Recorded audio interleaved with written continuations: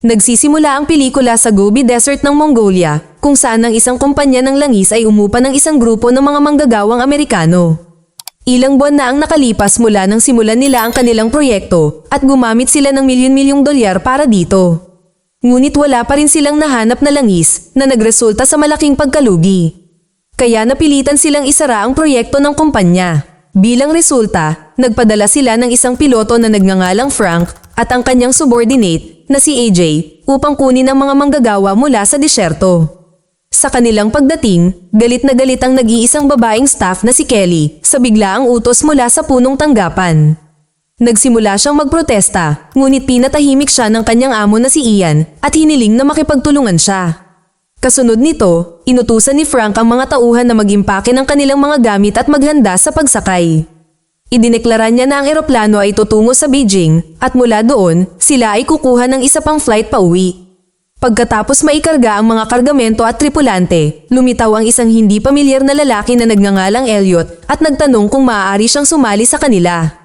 Ang taong ito ay naglalakbay sa buong mundo at dumating siya sa disyerto na ito ilang araw na ang nakakaraan.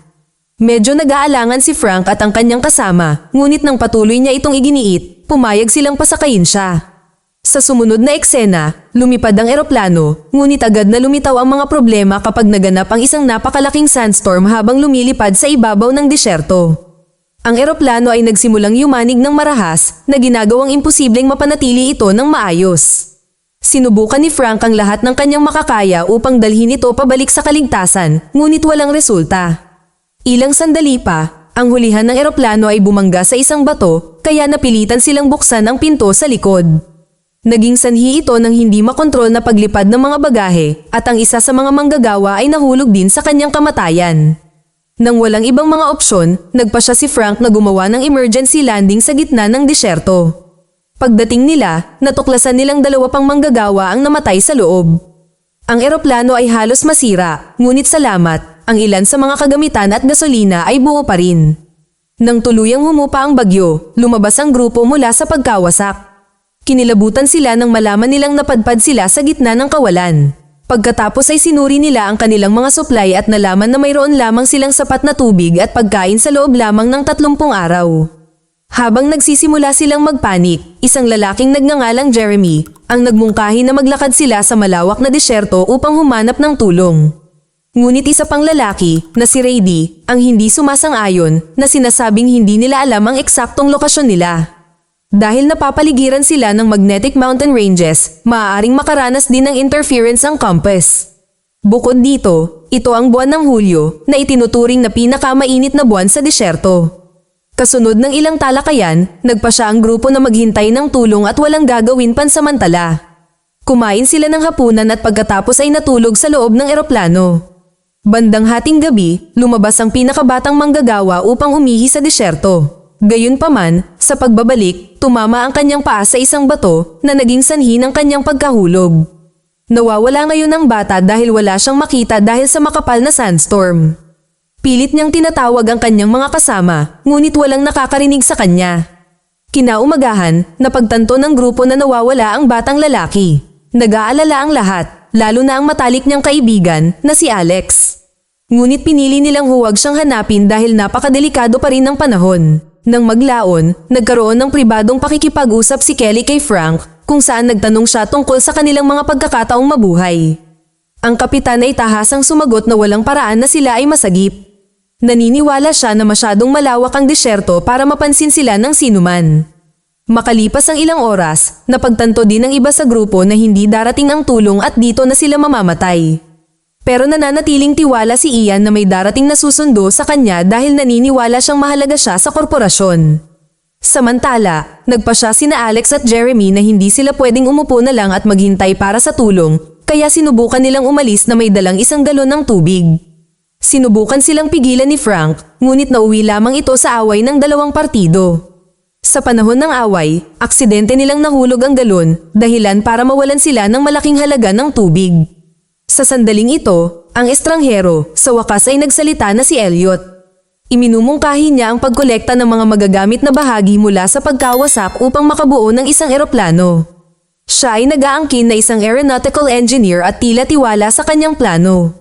Humupa ang galit ng grupo at pumayag silang tulungan siya. Ang tanging tumututol sa ideya ay si Frank, kaya tumanggi siyang makilahok. Ipinapangatwiran niya na ang kanilang pinakamahusay na pagkakataon upang maligtas ay ang maghintay, at ayaw niyang sayangin ang kanilang limitadong tubig at enerhiya sa isang walang saysay na pagsisikap. Kinaumagahan, nagising ang grupo at nakitang nawawala ang isa sa kanilang mga manggagawa na si Liddell. Nag-alala si Kelly at nagpas siyang hanapin siya. Gayunpaman, pinigilan siya ni Frank at nagboluntaryong hanapin siya sa halip. Matapos maglakad ng ilang sandali, natuklasan niya ang bangkay ng isang manggagawa na nahulog mula sa eroplano nang una itong magkaproblema. Ang katawan ay nagkapira-piraso na may ilang mga bala na nakakalat sa paligid nito.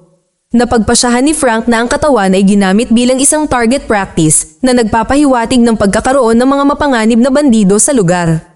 Sa sandaling ito, nagpakita si Liddell ng biglaan. Hiniling ni Frank na bumalik siya, ngunit tumanggi si Liddell at nagtanong kung bakit ayaw niyang itayo muli ang eroplano. Sumagot si Frank na walang saysay na kumapit sa hindi tiyak na pag-asa.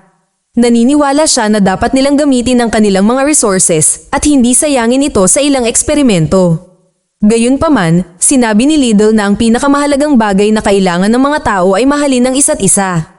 Kung hindi iyon posible, at least ay dapat silang magkaroon ng pag-asa. At kung wala na rin pag-asa, dapat ay gumawa sila ng paraan upang mabuhay. Nang marinig ito, sa wakas ay pumayag si Frank na itayo ang eroplano at hiniling kay Liddell na sumama sa kanya. Maya-maya, dumating ang dalawa sa crash site at ibinalita ni Frank na nagbago ang isip niya. At dahil dito, nasabik ang grupo at nagsimula silang magtrabaho sa eroplano sa ilalim ng mga tagubili ni Elliot. Dahil sobrang init sa araw, nagtatrabaho sila tuwing gabi. Nagpasya din silang pangalanan ng kanilang eroplano pagkatapos ng maalamat na ibon na Phoenix. Sa mga sumunod na araw, tinipon ng koponan ang sasakyang panghimpapawid habang maingat na pinangangasiwaan ang kanilang mga supply ng tubig at pagkain. Nagsisimula sila sa pamamagitan ng pagbuwag sa eroplano upang kunin ang mga pwede nilang magamit na bahagi, pagkatapos ay nagpatuloy sa paglalagay ng mga pakpak nito at pagkumpleto ng mga bahagi nito. Gamit ang mga nakolektang scrap na materyales, dahan-dahan nilang hinuhubog ang mga ito sa istruktura ng isang eroplano. Pagkalipas ng mga araw, ang mga bagay ay nagkaroon ng hindi inaasahang pagbabago kapag ang isang spark ay nagsimulang umabot sa isa sa mga drum ng gasolina. Nagdulot ito ng napakalaking pagsabog na nagresulta sa pagkawala ng mahalagang gasolina. Bagamat mayroon silang ilang reserbang gasolina, hindi na nila kayang mag-aksaya kahit katiting. Pagkatapos ay nagpasya ang grupo na magtrabaho araw at gabi upang paikliin ang oras ng trabaho. Isang gabi, habang nagtatrabaho sila, biglang umulan. Ito sa una ay nalulugod sa kanila dahil nangangahulugan ito ng mas sariwang tubig. Ngunit sa kanilang kamalasan, isa pala itong bagyo na may pagkulog at pagkidlat. Ang lahat ay nagsimulang tumakbo palayo upang iligtas ang kanilang mga buhay, ngunit si Elliot ay nanatili roon at patuloy na nagtatrabaho sa eroplano. Nang makita ito, agad na bumalik si Frank at nag-install ng lighting rod na nagligtas kay Elliot sa tamang oras. Pagkatapos, napaisip si Frank kung si Elliot ay isa bang tunay na inhinyero dahil hindi niya man lang naisip ang pangangailangan para sa isang lightning rod. Kinaumagahan, tinipon ni AJ ang lahat at ibinalita na may nagnanakaw ng kanilang tubig. Ibinunyag niya na maingat niyang nakalkula ang kanilang paggamit ng tubig na mabilis na nauubos nitong mga nakaraang araw. Sa gulat ng lahat, lumapit si Elliot at inamin na siya ang may kasalanan. Idinahilan niya na dahil siya ay nagtatrabaho ng dagdag na oras, natural na kailangan niya ng mas maraming tubig. Nang marinig ito, pinagalitan siya ni Frank dahil sa hindi paghingi ng pahintulot noon. Ngunit walang pakundangan na sinabi ni Elliot na siya ang commander at hindi nangangailangan ng pahintulot ng sinuman. Iginiit din niya na siya lang ang hindi mapapalitan dito. Nabigla ang grupo sa kanyang bastos na pag-uugali, ngunit wala silang ibang pagpipilian kundi ang magparaya sa kanya. Isang araw, natuklasan ng grupo ang ilang mga Mongol na nagkakampo sa malapit. Nag-aalala si Frank na maaaring sila ay kabilang sa mga bandido, ngunit ang iba ay nagpasya na lumapit sa kanila para sa tulong. Nagboluntaryo sina AJ, Alex at Ian para sa misyon habang si Frank ay nagtatago na may hawak na baril. Si Ian, na nagsasalita ng lokal na wika, ay nakikipag-usap sa kanila at ipinaliwanag kung paano bumagsak ang kanilang eroplano. Umaasa siya na ibabahagi ng mga taga-roon ng ilang tubig para sa kanila. Sa sandaling ito, napansin ni Alex ang isang relo sa isa sa mga kamay ng Mongol na pag-aari ng kanyang namatay na kaibigan. Nagpanik siya at agad na ipinaalam sa kanyang grupo, ngunit binaril siya ng Mongol sa lugar. Nang makita ito, kumilos din si Frank at nagsimulang magpaputok. Nakakagulat na napatumba niya ang lahat ng mga bandido maliban sa isa na namamahala upang tumakas. Pagkatapos ay dinala ng mga lalaki si Alex pabalik sa kampo at sinubukang gamutin ang kanyang sugat. Ngunit huli na ang lahat at ang kawawang tao ay sumuko sa kanyang mga pinsala. Kinaumagahan, habang si Kelly ay nakikipagsapalaran sa disyerto, nakasalubong niya ang isa sa mga nasugatang bandido. Desperado siyang humihingi ng tulong sa kanya na naglalagay sa kanya sa isang seryosong problema. Sa huli, dinala niya siya sa kampo na iniiwan ng kanyang kapalaran sa mga kamay ng kanyang grupo. Iginigiit ng ilang lalaki na dapat siyang patayin upang maiwasan ang anumang potensyal na panganib, habang ang iba ay nagmumungkahi na panatilihin siyang buhay upang makahanap ng paraan mula doon. Ngunit bago pa sila makapagtapos, biglang binaril ni Elliot ang bandido hanggang sa mamatay. Nagalit si Frank dahil dito at marahas niyang pinagalitan siya dahil sa kanyang mapagmataas na pag-uugali. Pero hindi rin nagpapigil si Elliot at sinisi siya sa lahat. Sinabi niya na dahil sa serye ng mga masasamang desisyon ng piloto, na-stuck sila sa lugar na ito. Nang marinig ito, tuluyang nawala sa sarili si Frank at sinimulang bugbugin ang lalaki. Sa susunod na eksena, nasa loob ng eroplano si Elliot nang lumapit sa kanya ang iba pang grupo. Sinabi niya na hindi na siya maaaring umasa sa kanila at nagpa siya na abandonahin ang trabaho. Nang makiusap ang grupo sa kanya na muling isaalang-alang ito, hiniling niya na humingi siya ng tawad sa lahat. Sumang-ayon sila at sinabing nagsisisi sila, ngunit hindi pa rin siya nasisiyahan. Tinanong niya si Frank kung sino ang namumuno dito, at ang huli ay nag-aatubili na sinabi na ito ay si Elliot. Humingi din ng paumanhin si Frank para sa kanyang nakaraang pag-uugali na sinasabing nawalan lang siya ng kontrol. Sa wakas ay nakumbinsi nito si Elliot at nagpa siyang pakawalan ng kanyang sama ng loob at ipagpatuloy ang trabaho. Pagkaraan ng ilang araw, ibinalita niya na ang eroplano ay handa na. Tuwang-tuwa ang mga manggagawa nang marinig ito at nagsimulang mag-impake ng kanilang mga bag para umalis. Samantala, sinubukan ni Frank na kunin ang isang mapa mula sa backpack ni Elliot, ngunit nakahanap siya ng brochure ng kumpanyang pinagtatrabahuhan niya. Nabigla siya nang matuklasan na si Elliot ay hindi isang tunay na inhinyero ng sasakyang panghimpapawid, ngunit isang taga-disenyo lamang para sa isang modelong kumpanya ng sasakyang panghimpapawid.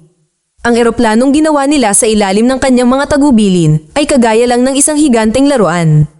Kasunod nito, isang galit na Frank ang humarap kay Elliot, ngunit ang huli ay nananatiling tiwala na ang kanyang eroplano ay lilipad. Sinasabi niya na ang mga prinsipyo ng paglipad ay pareho sa modelo na ginawa nila at sa tunay na eroplano. Samantala, ang iba ay nagsimulang magpanik sa takot na ang lahat ng kanilang mga pagsisikap ay magiging walang kabuluhan.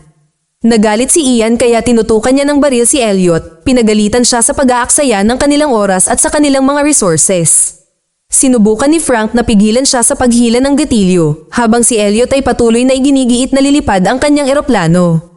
Sa sandaling iyon, isang malakas na hangin mula sa isang sandstorm ang humihip na naging sanhi ng pag-angat ng eroplano.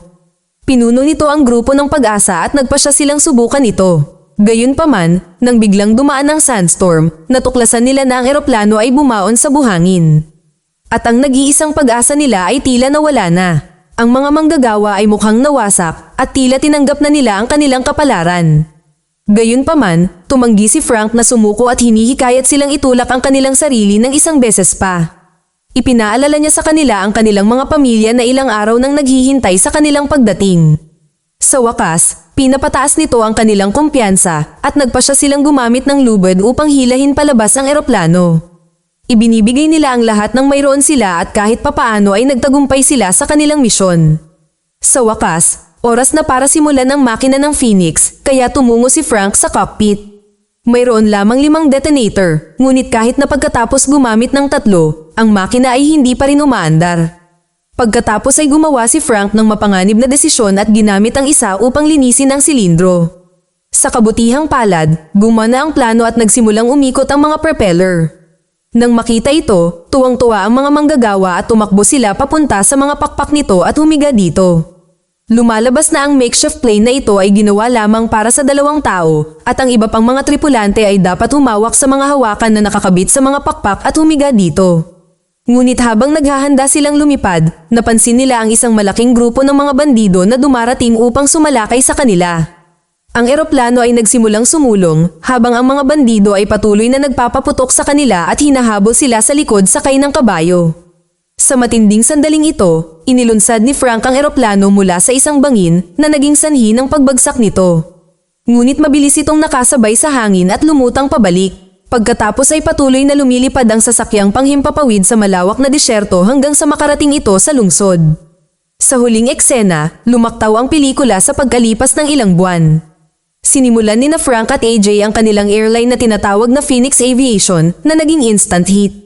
Si Ian ay naging isang profesional na manlalaro ng golf, habang si Kelly ay naging manager na ngayon ng isang oil rig sa karagatan. Para naman kay Elliot, lumabas siya sa isang cover ng Flight International magazine, nakasuot ng flight suit na may headline na Nasa New Hope. Dahil siya ang dahilan kung bakit sila nakaligtas sa disyerto. Mag-subscribe para sa higit pang mga video na tulad nito, i-on ang notification at mag-iwan ng like para matulungan ang aming channel. Salamat sa panunood.